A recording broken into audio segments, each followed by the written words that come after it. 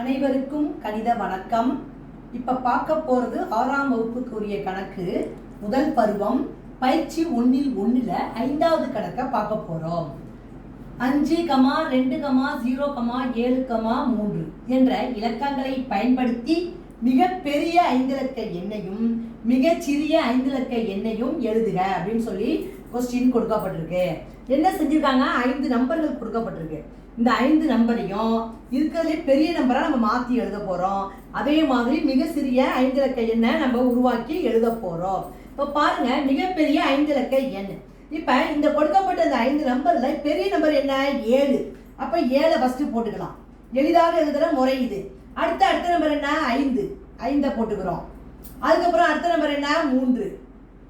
அதுக்கு அடுத்த நம்பர் 2, அப்புறம் 0. பெரிய நம்பர், சின்ன நம்பர் 8. இப்போ கிடைக்கக்கூடிய நம்பர் என்னது? 75,320.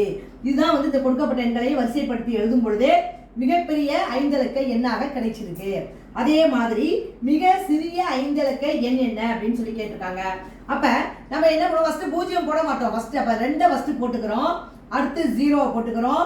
அடுத்த நம்பர் என்ன? பெரிய நம்பர் 3. அதுக்கு அடுத்த பெரிய நம்பர் என்ன? 5. அதுக்கு அடுத்த பெரிய நம்பர் 7.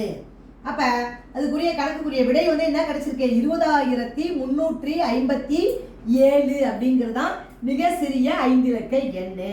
இதை மாதிரி நம்ம என்ன பண்ணலாம்? எண்களை பெரிய நம்பர் எப்படி எழுதுறது, சிறிய நம்பரை எப்படி எழுதுறதுங்கிறத இந்த கணக்கு வழியாக நம்ம தெரிஞ்சுக்கலாம். புரிஞ்சுங்களா?